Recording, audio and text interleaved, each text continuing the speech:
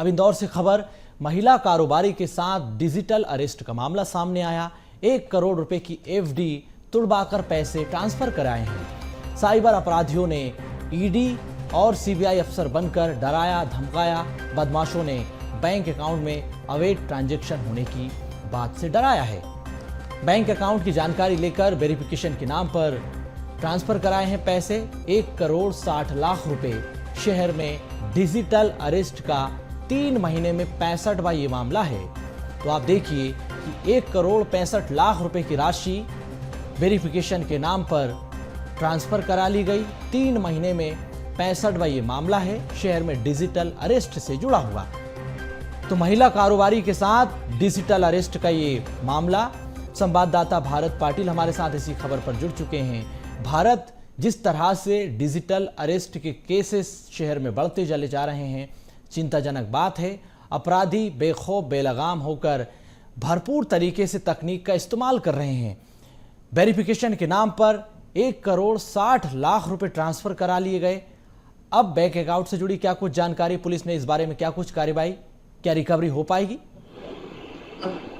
सुनो, देखिए ये बता दें कि ये फ्रॉड जो हुआ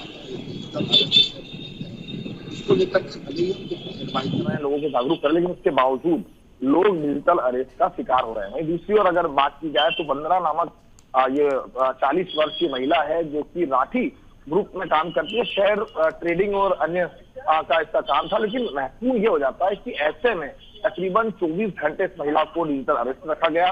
डिजिटल अरेस्ट रखने के बाद में महिला से उसकी 1 करोड़ रुपए की एफडी तुड़वा ली गई। इसके अलावा जो है उससे 60 लाख अलग डलवा ली। मतलब 1 करोड़ 60 लाख का ये जो फ्रॉड है ये सामने आया है। और इसमें कहा गया था कि जो ट्रेंडिंग के माध्यम से आपने जो पार्सल भेजा है उसमें और आपके अकाउंट को सीज किया गया, उसमें आपके इसमें जो है टेररिस्ट फंडिंग को लेकर, मनी लॉन्ड्रिंग को लेकर के आपके खाते में पैसा जमा हुआ। इस तरह की महिला को जो है अपना शिकार बनाया। एक नकली फर्जी पुलिसकर्मी बनकर वीडियो कॉल के माध्यम से महिला को डिजिटल अरेस्ट रखा और तकरीबन 1 करोड़ 60 लाख रुपए की ठगी की वारदात को अंजाम दिया। बात की जाए तो महज 3 महीनों के भीतर ये 63वां ऐसा मामला है जिसमें डिजिटल अरेस्ट के लोग शिकार हो चुके हैं। हालांकि इस मामले को लेकर के पुलिस ने जो संबंधित बैंक है उसमें शिकायतें दर्ज होने के बाद में जो संबंधित बैंक है उसमें इन पैसों को फ्रीज कराने की मांग की गई है, लेकिन इसमें सारे अकाउंट में पैसे ट्रांसफर किए गए हैं। इसके क्रिप्टो करेंसी में से चेंजेस किया गया है और साइबर ठगों ने ना ही सिर्फ महिला को शिकार बनाया, साथ ही साथ एक बड़ी घटना को भी अंजाम दिया है। इस पूरे मामले को लेकर के इंदौर क्राइम ब्रांच को शिकायत मिली है। इंदौर क्राइम ब्रांच इस पूरे घटनाक्रम को लेकर के अब फरियादी महिला की शिकायत पर मुकदमा दर्ज कर लिया गया है और अब ये जो हजारों किलोमीटर बैठे जो साइबर ठग है उनकी तलाश में पुलिस जुटी है। लेकिन हम भी अपील करेंगे कि आप डिजिटल अरेस्ट जैसा कोई भी पुलिस की डिक्शनरी में ये कोई शब्द नहीं है डिजिटल अरेस्ट, ना ही इस तरह की पुलिस कोई कार्रवाई करती है। आपको पुलिस कभी डिजिटल अरेस्ट नहीं करती, लेकिन इसको लेकर के लोगों में आज भी जागरूकता नहीं और सबसे ज्यादा पढ़े लिखे जो ग्रेजुएट लोग हैं वो इसका शिकार हो रहे हैं। भले ही आप एजुकेटेड है, लेकिन साइबर का अगर हम बात की जाए तो उसकी अज्ञानता के कारण या लालच के कारण जो है आप शिकार हो जाते हैं। इस पूरे मामले को लेकर के इंदौर क्राइम ब्रांच ने मुकदमा दर्ज कर लिया है महिला की शिकायत पर और अब आरोपियों की तलाश में पुलिस है। लेकिन भारत, हैरानी की बात है कि ये डाटा जो लीक हो रहा है, कैसे अपराधियों के पास पूरी बैंक डिटेल से लगाकर यहां तक कि जो गोपनीय जानकारियां हैं वो तक जुटा रहे हैं। आपने कहा कि पार्सल के बहाने जिस तरह से झांसे में लिया, डिजिटल अरेस्ट किया, सारी जानकारियां जुटाई। सवाल यही कि आखिर ये गोपनीय जानकारियां ठगों को कैसे हासिल हो रही है? इसमें बैंकों की भूमिका महत्वपूर्ण हो जाती है, जो कंपनियां हैं उनकी महत्वपूर्ण भूमिका हो जाती है। तो इसकी भागीदारी भी अब सुनिश्चित होना चाहिए। इसको लेकर भी सरकार को इस पर काम करना चाहिए कि कंपनियों की क्या जिम्मेदारी है, जो बैंक्स अकाउंट की जानकारी डिटेल्स है वो कैसे पहुंच रही इन अपराधियों के पास। सुनो, देखिए बाकी भोपाल में हाल ही में एक ऐसा गिरोह पकड़ा गया था जिसके पास में कई बैंक खाते, अकाउंट डिटेल और तमाम जो है आधार कार्ड फर्जी तैयार कर लिया करते थे और बाकी इन बैंकों और खातों को जो है उन साइबर ठगों को बेचने का काम किया जा रहा था। ऐसे में ये सबसे महत्वपूर्ण हो जाता है कि हमें भी सचेत रहने की जरूरत है। हम कई बार शॉपिंग मॉल या कहीं भी जाते हैं तो अपना मोबाइल नंबर, जीमेल आईडी और तमाम चीजें जो है वो शेयर कर देते हैं।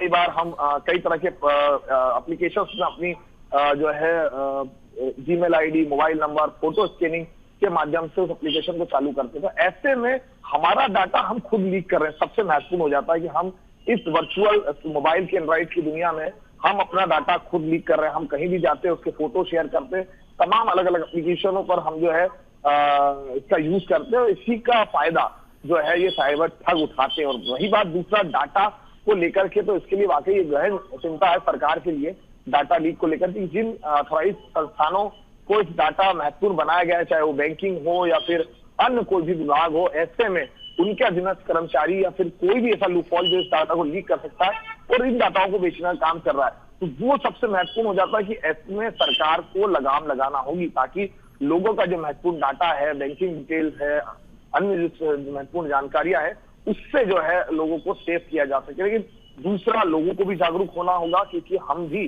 कई बार इस एप्लीकेशनों के माध्यम से, वीडियो कॉलिंग के माध्यम से अनजान व्यक्तियों से बात कर लेते हैं, अनजान एप्लीकेशनों को चालू कर लेते हैं और ऐसे में अपना डाटा खुद भी करते हैं। आपके पर्सनल फोटो से लेकर तमाम चीजें बोल सकते हैं कि जो साइबर की दुनिया है उसको हम खुद परोस करके दे रहे हैं। तो ऐसे में लोगों को जागरूक होना बहुत महत्वपूर्ण है। इतना ही इस्तेमाल करें मोबाइल का जितनी जरूरत है और ऐसी कोई भी एप्लीकेशन डाउनलोड ना करें, इसमें जीमेल आईडी, मोबाइल नंबर और अन्य डिटेल ना डालें जिससे आप जो है साइबर ठगी का शिकार हो सकते हैं। तो सबसे महत्वपूर्ण हो जाता है लोगों की जागरूकता होना। साइबर ठगी से बचने के लिए एक ही उपाय है जिसमें आम लोगों को जागरूक होना पड़ेगा। बिल्कुल बिल्कुल भारत, तो डाटा का ये डीप डार्क नेक्सस बहुत गहरा है।